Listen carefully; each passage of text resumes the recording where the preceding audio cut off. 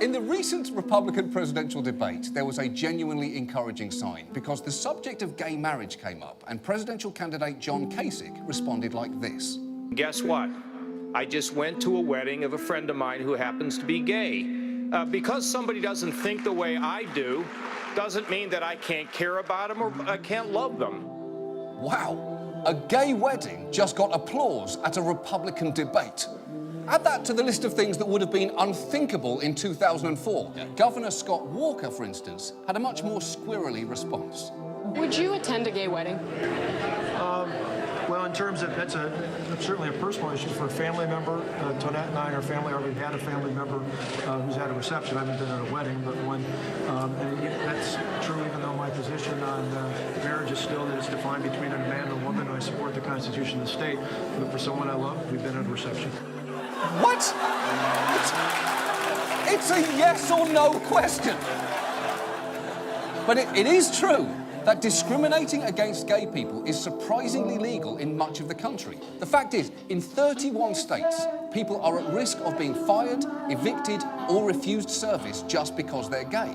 So while federal law may guarantee a gay couple's right to get married, it offers exactly zero guarantees about their right to do the things that normally follow that. And look, if you are surprised by this, don't worry, you're not alone. A 2013 poll showed that nearly 70% of people thought it was illegal under federal law for someone to be fired for being gay. People believe it because it feels like it should be true. It's optimistic, but wrong. For discrimination in the workplace, take the case of Casey Stiegel, a gay man employed as a children's social services worker, also in Texas.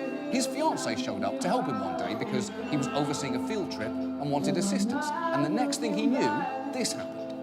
Well, later in that week, I got a text message from the president of Children's Home saying I needed to come meet with him, and then told me because of my lifestyle choices, he didn't feel comfortable having me on his team anymore.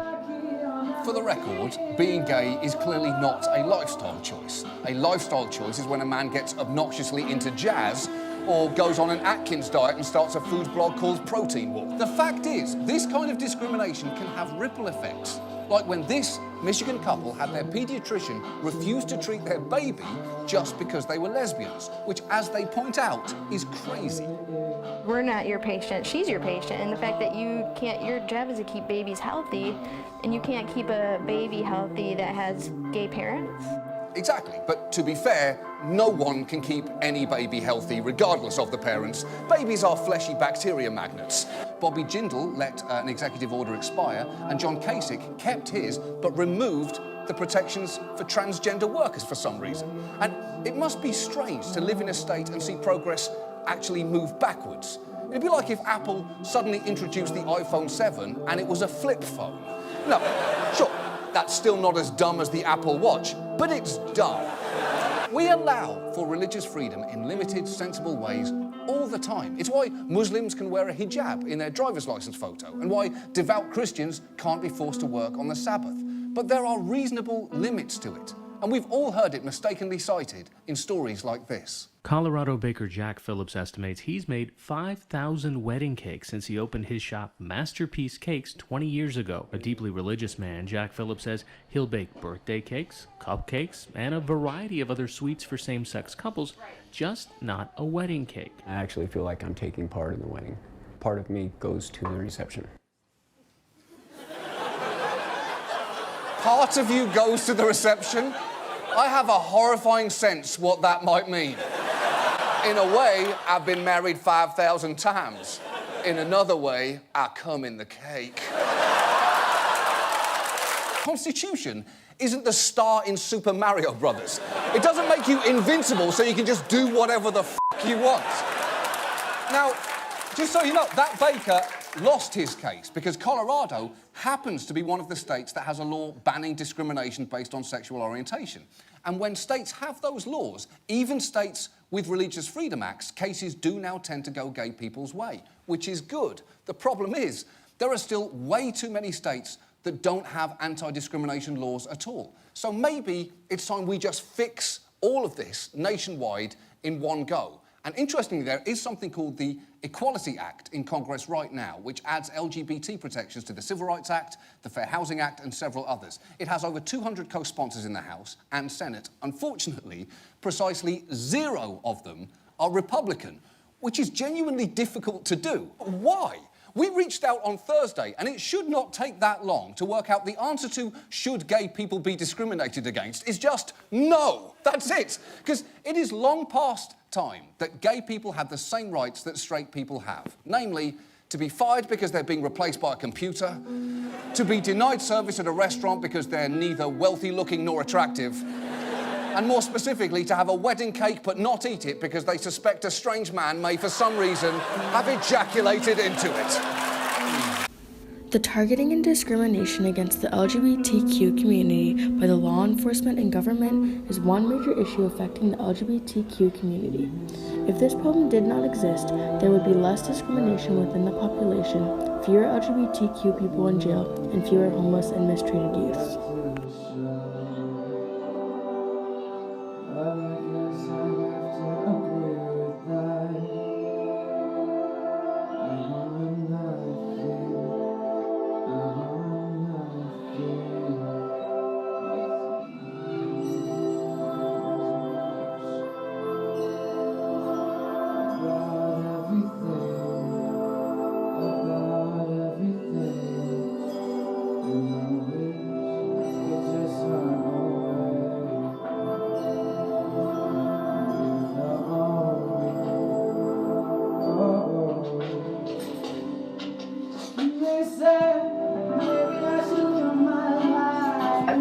What is your name? My name is Shine Cooper. Would you like to specify what you identify as? Straight. Do you know someone who identifies as part of the LGBTQ community? Yeah, my mom and my best friend. How do you know these people? Well, my mom is my mom, and my best friend, his name is Reggie. He attends here, One Hills. Okay. What struggles have they faced? My mom really hasn't struggled as far as I know because she's my mom. And Reggie, he was confused for a long time. Like ever since he came on, like he's my best friend because I met him. Like I was his first friend ever since he came to Walnut, and he's been confused. So I'm like, be bye until like you make up your mind because I'm comfortable with either way. I really, and he's bi now, so. How do you think these problems can be fixed, such as discrimination against the LGBTQ community? Well, for like if you take, I don't know how to say this. Well, racism is not gone, so I don't really think that this will ever be truly gone. But like, I understand how some people are uncomfortable, but I don't see the problem. Like, they're still normal people. I'm actually friends with a few gay people, lesbians, and bisexuals. Like, I'm friends. Like, I do not mind. You're the same person I've always known. So. Okay. Are you aware that LGBTQ youth homelessness is a large problem? I wasn't aware. Now I am. Oh. Well, that problem should be fixed because just because they're gay, lesbian, or whatever they are doesn't mean they should be homeless or like not be able to do things other people can. That's like racism. That ties right into racism because there's still some racist white people out there. Well, not just white people. There's racist people out there. The KKK is still alive. No, no, that's a problem. No. Do you have any other comments to add? No. Thank you.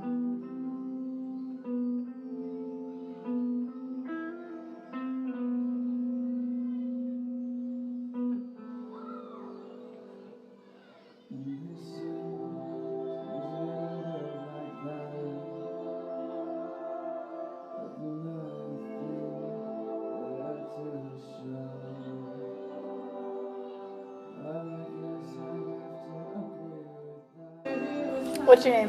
My name is Zaire Jackson. What do you identify as? I'm straight. Do you know someone who identifies as part of the LGBT community? Yes. Who?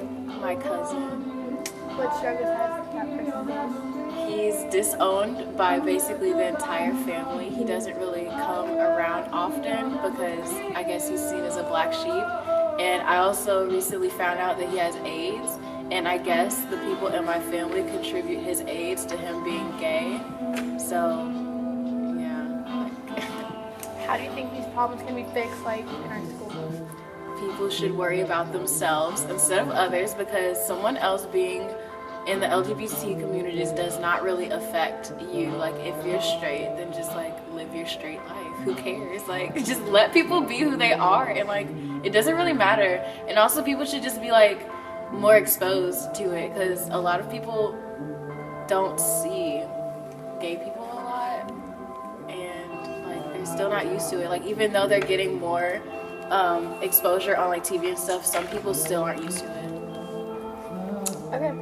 Are you aware that LGBT youth homelessness is a large problem? Yes. Why do you think it is? Because since a lot of people are not okay with the LGBT community, some parents disown their children, and when that happens, of course, they get kicked out. And along with their parents, the rest of the family does not accept them. Therefore, they have absolutely nowhere to go or anyone to turn to. Good. How do you think we can fix this issue, like, around the world? There should be more shelters. I know that Miley Cyrus started something for LGBT homeless kids and stuff, but I think there should be more shelters, and even with more shelters, I don't really think that the problem will be fixed. It's still going to be an issue that we have to face. So. Do you have any other comments to add? Thank you.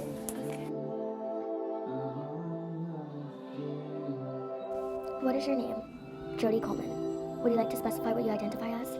I identify as bisexual. I've been married to a man and a woman, and bisexuality is an integral part of who I am. Troubles that I've faced are that my mom didn't attend my wedding to a woman or acknowledge my marriage initially. Eventually she came around. We went through the adoption process. We were asked who was the mother and who was the father. They couldn't comprehend that we were both mothers. One time I was at a stoplight and a carload of men pulled up next to me and started yelling slurs because they saw the rainbow in my window. Do you know someone who identifies as part of the LGBTQ community? I know many people who identify as LGBT. How do you know this person or persons? I know them from being a part of the community, co-workers, and neighbors. What struggles have they faced? Not being able to legally marry, drug addiction due to stress, HIV, and a lack of respect. How do you think these problems can be fixed? Education, acceptance, and removal of stigma. Are you aware of the LGBTQ youth homelessness is a large problem? I was not aware, but I am not surprised because they feel uncomfortable and rejected. Do you think we can fix this large issue? This issue can be fixed by creating shelters specifically for the LGBTQ community.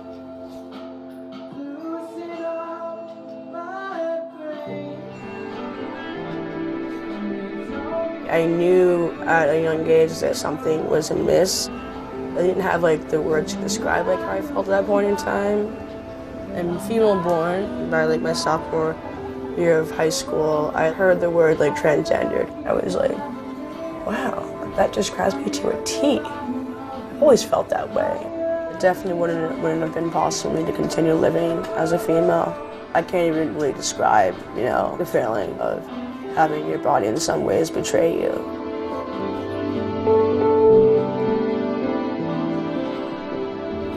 I had come out to my mom when I was 15.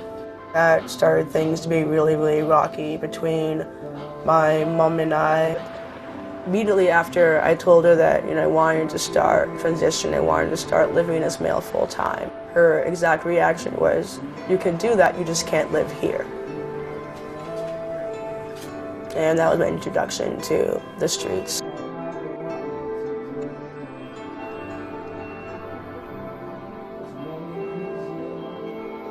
It's so weird being back up here.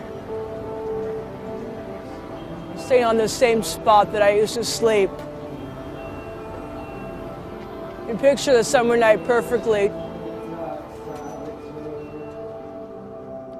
The worst was when it would start raining and we'd wake up and we'd like dart inside the Apple store to try and get it dry. And like the staff and the Apple store employees never really hassled us, never. And it's one of the few institutions in this city that are actually kind when it comes to homeless youth.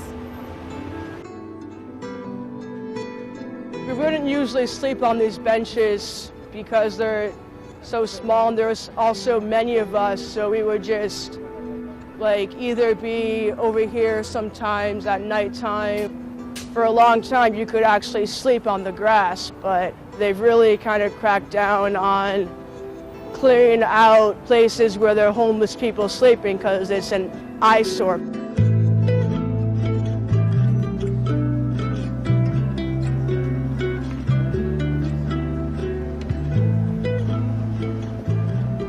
Well, one of the main emotional reactions is whenever you're hungry. Because for, a person who's not homeless, like, hunger is not an issue. I'd be like, oh, okay, I'm hungry. Well, let's go food shopping. Or, oh, there's a deli, let's get a sandwich. But for a homeless youth, when they're hungry, it's like, it's another reminder of your situation and how powerless you are. Whenever you're panhandling, you don't look up or side to side, you look straight ahead. Because otherwise, you see all the people looking at your sign, reading it, walking by, or glaring at you, or snickering. When a traveler has a dog with them, people are more likely to buy the dog food as opposed to the kid food. They'll come out with like a big bag of dog food for the dog and nothing for the human. That's also just how things are. People look down upon us, and like, without stopping to think that no pro-homeless person is on the streets by choice. Something in their lives or some events have led to them being on the street. Very rarely you'll get someone who hands you a $10 bill, or will hand $10 bill and also bring you food. Those little moments that happen very rarely, but when they do happen, it slightly restores your faith in humanity just a little bit. Just a little bit. As soon as I started living as male full-time, everything changed. I became very much more self-confident. I was able to, begin to be the person that I wanted to be.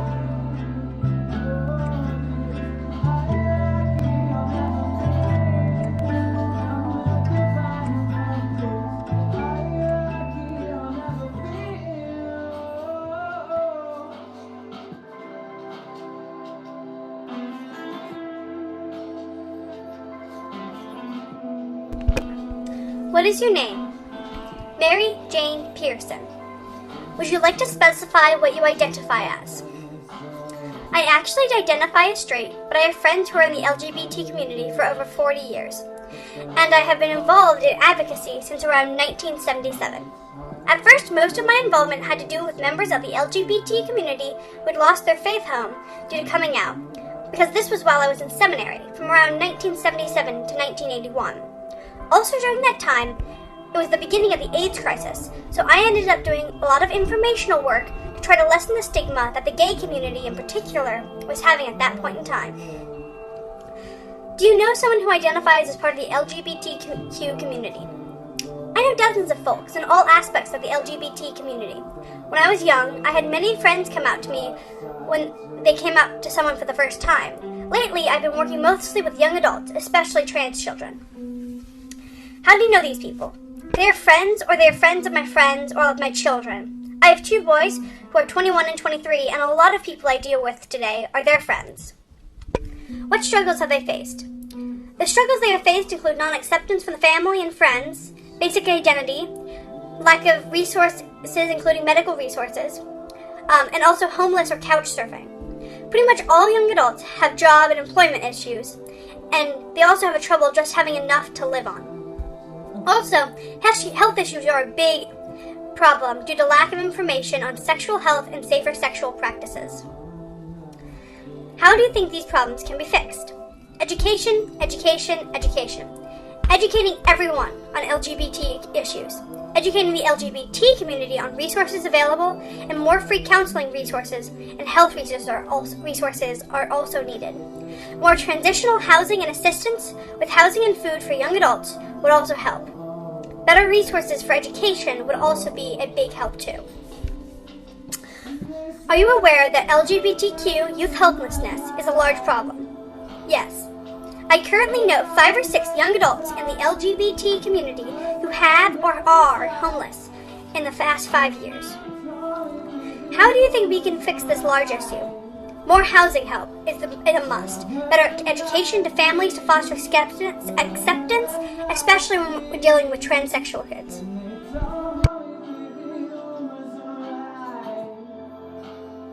How long have you been teaching? 12 years. How many schools have you taught at? In how many districts and in how many states? 3, 2, and 2. Have you ever had a student come out to you? No. Have you ever had a known LGBTQ additional student in your class? Yes. Were they a boy or a girl? Boy. What was said or done to a student? Teasing, name calling, I believe the word faggot was used. What are Walnut's requirements for teachers regarding bullying and intervention? We have to report the bully to the administration depending on the frequency or severity of this offense. Does Walnut have a specific policy regarding the LGBTQ bullying? Do you think there should be understanding that LGBTQ students are at a higher risk of homelessness, mental illness, dropping out, unemployment after graduation? No. Bullying is not specific based on the form. No, because all forms of bullying should be punished severely. After being read School-Based Solutions, any immediate problems you see with these proposals? I think that sounds great and it's a good start. But also there is no pixie dust to fix the problem. It's going to take a lot of steps. The teachers can never catch all of it, so the biggest thing, in my opinion, is to educate the students. The students are the bullies. It's important to show the students that things they say may seem funny or okay, but that it still could be bullying. It is important to teach them things like not all teasing is bullying, but in most cases, what they're doing is actually punishable as bullying. Do you participate in an organized religion? Which one? Yes, the Roman Catholic Church. Are you aware of the Church's official current stance on the LGBTQ issues? Yes, the Church has always said they recognize the gay lifestyle as a sin. However, the new Pope is very progressive and understands that God loves everybody. Do you believe God intended for marriage to be solely between man and woman, or between two people who love each other and wish to spend the rest of their lives together? The second one.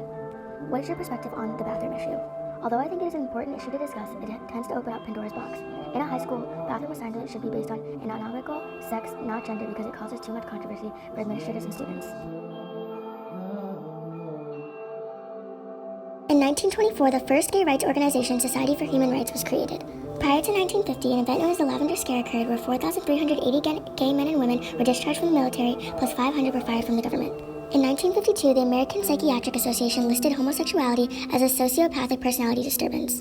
In 1953, President Eisenhower signed the Executive Order 10450, banning homosexuals from working for the federal government. In 1962, Illinois repeals its sodomy laws, the first U.S. state to decriminalize homosexuality. In 1973, the American Psychiatric Association votes to remove homosexuality from its list of mental illnesses. In 1979, 75,000 march on Washington for lesbian and gay rights. In 1980, the Democratic Rules Committee becomes the first major political party to endorse its homosexual right platforms. In 1990, President Bush Sr. signs for federal fund program for AIDS patients. In 1996, President Clinton signs the Defense of Marriage Act, declaring no state must recognize same-sex couples from within or out of state. In 2004, Massachusetts becomes the first U.S. state to legalize gay marriage. In 2007, all presidential candidates were invited to a forum focused on LGBT issues. While 6 Democrats participated, all Republican candidates declined. In 2009, President Obama signed a presidential memorandum allowing same-sex partners of federal employees to receive certain benefits, not covering full health coverage. In 2010, Don't Ask, Don't Tell is repealed by the U.S. Senate, allowing homosexuals to openly serve in the U.S. military. In 2011, President Obama refuses to defend the Defense of Marriage Act. On June 26, 2015, the Supreme Court legalizes same-sex marriage across the U.S. I was in such a desperate state to get my child okay. Their story begins in 2001 when Vanessa gave birth to a son, Joey. He was the center of a loving blended family with stepfather Joseph, an Air Force engineer, and later an adopted baby sister, Jade. But the family scrapbook doesn't show the problems Joey was having by age 3. Temper tantrums, awful, glass shattering, piercing, yelling, crying fits. What did the doctor say was wrong? Joey's depressed. Let's give him Prozac. Prozac. Yeah. Okay, what else? We needed medication to help Joey sleep. Doctors also prescribed medicine for anxiety, ADHD, and Tourette's syndrome.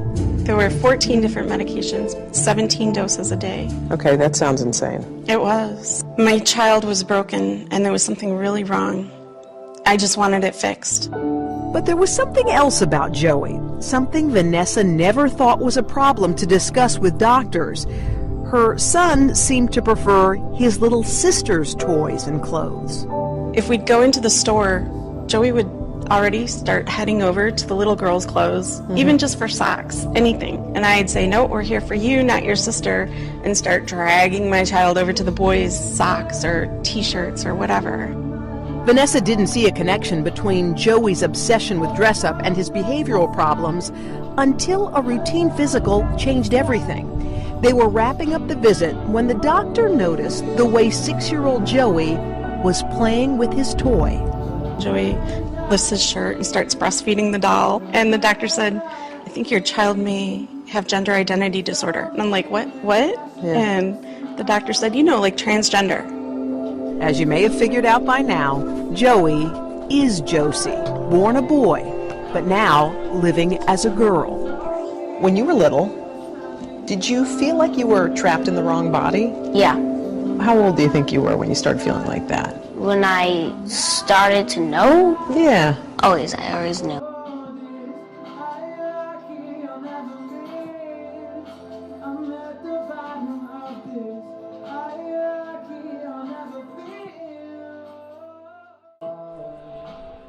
Attention Target customers!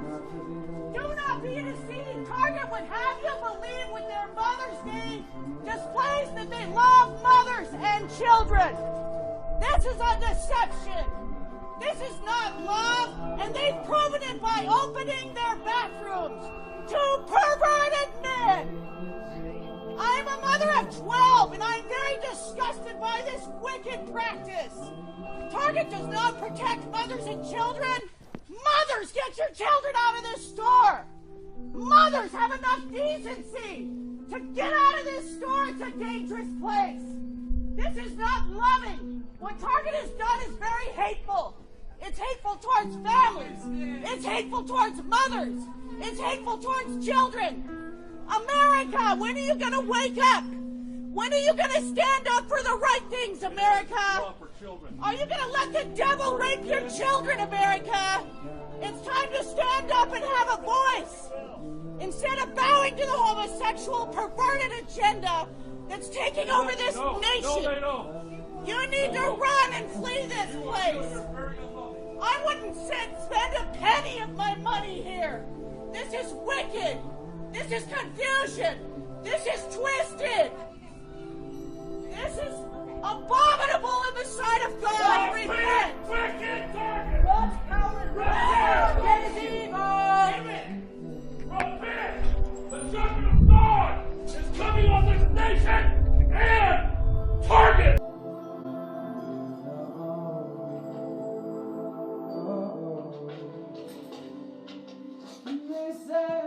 20 to 40% of homeless youth identify as gay, lesbian, bisexual, or transgendered. Cincinnati is one of the 2 cities to participate in a program that was designed to educate the public about this problem, reduce it, and help these people stay off the streets. It is called the National LGBTQ Youth Homelessness Prevention Initiative. Lighthouse Youth Services is Hamilton County's lead for this initiative to help the homeless LGBTQ youth.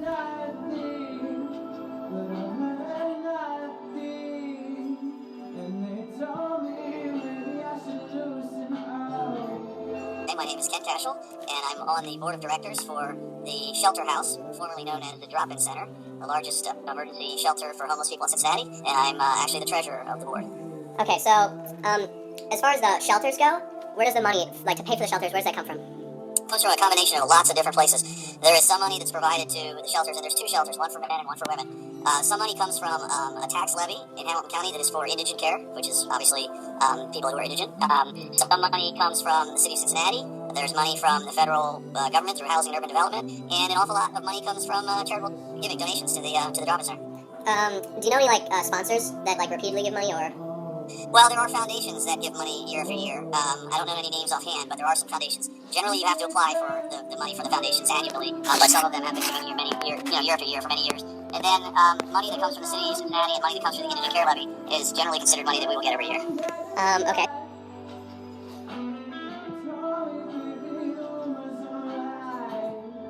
I'm announcing today a change of heart on an issue that a lot of people feel strongly about. It has to do with gay couples' opportunity to marry. And during my career in the House and also the last couple of years here in the Senate, I've taken a position against gay marriage, rooted in part in my faith and my faith tradition. and had a very personal experience, which is my son came to Jane, my wife and I, told us that he was gay, and that it was not a choice, and that that's just part of who he is, and he'd been that way ever since he could remember.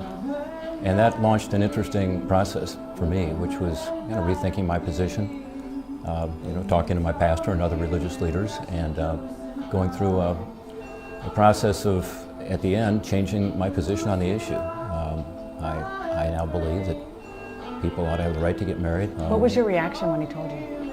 Love, support, 110%. Surprise? Surprise, yeah. You had no idea? No idea, yeah. And, again, that launched a process of rethinking the issue. And talking to him, I also have gay friends and gay neighbors, as most people do. And, just going through this rethinking of it, led me to do a lot of reading and, again, spend time with some folks who I respect, my own pastor and other religious leaders, and just thinking about it. And I've come to the conclusion that for me, personally, I think this is something that we should allow people to do, to get married and to have the joy and the stability of marriage that I've had for over 26 years. I want all three of my kids to have it, including our son who is gay. You were vetted to be a vice presidential candidate. Did you tell Mitt Romney that your son was gay? Yeah, of course. And how did he react? I told Mitt Romney everything. That process is intrusive would be one way to put it. But no, I told him everything.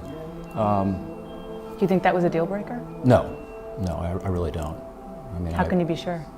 Well, because, they told me. It was not part of their consideration, according to the folks involved in that search, and I believe them.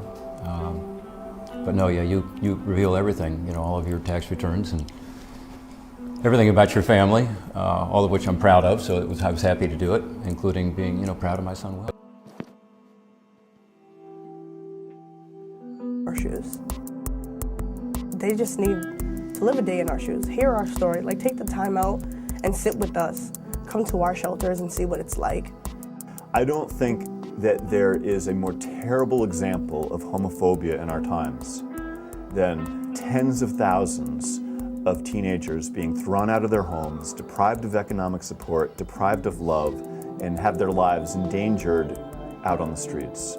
Today, there are approximately 3,800 homeless youth in New York City. It is estimated that 1,500 of these youth identify as LGBT. Government funding provides fewer than 200 shelter beds for all homeless youth in the city. Despite not having enough beds to address all of New York City's homeless youth, this year, the state of New York slashed funding for homeless youth services by 50% to just over $2 million a year. Organizations like New York City's Ali Forney Center provide shelter and services for LGBT youth who have been kicked out of their homes. At the Ali Forney Center alone, over 100 LGBT youth are placed on waiting lists for shelter every night. I don't know how anybody could turn around and say that the state budget didn't cut critical services when they're cutting shelter beds for children sleeping on the street. What the hell is a safety net if it's not a shelter bed for a child who's sleeping on the street at night? And so we need to take that message to Albany.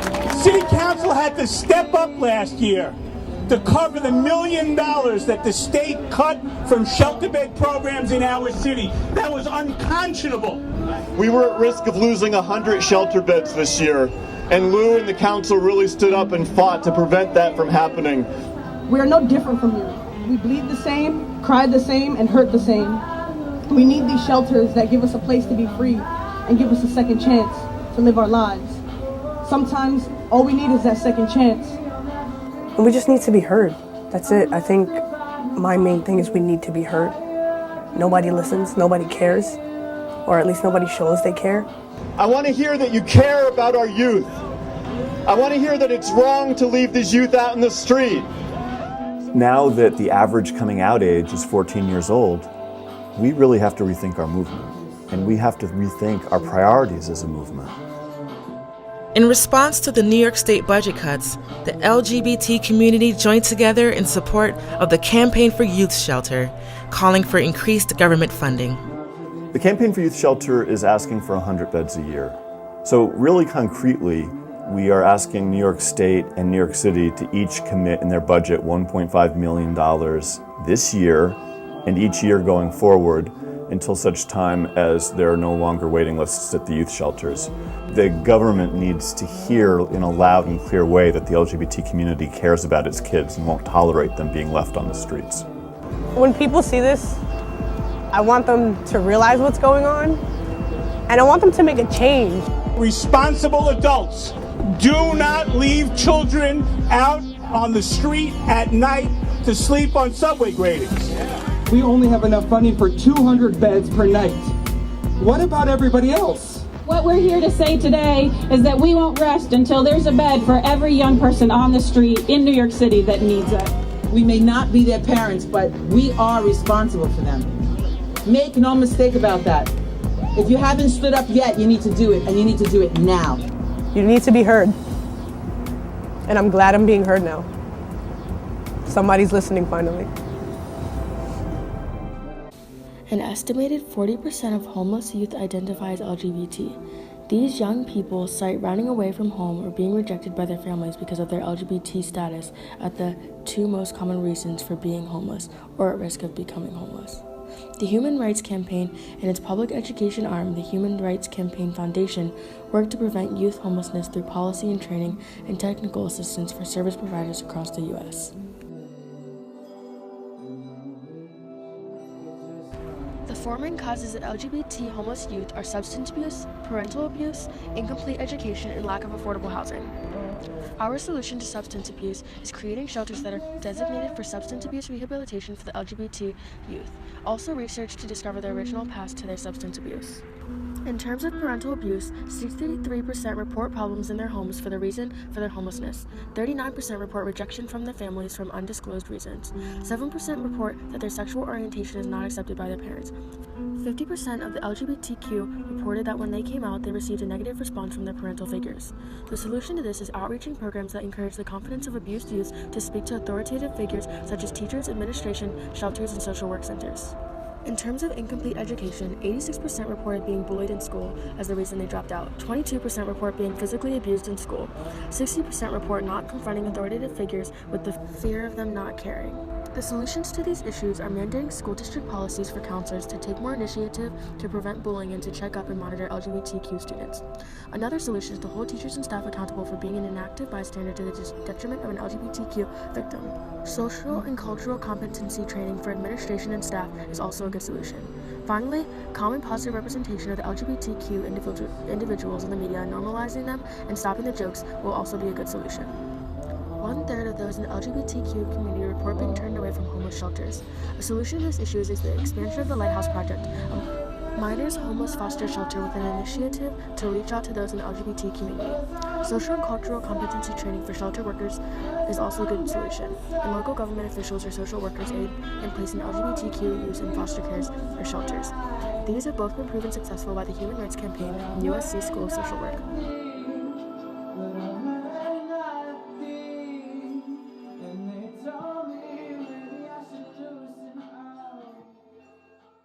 And on the third day, God created the Remington bolt-action rifle so that man could fight the dinosaurs and the homosexuals. Amen.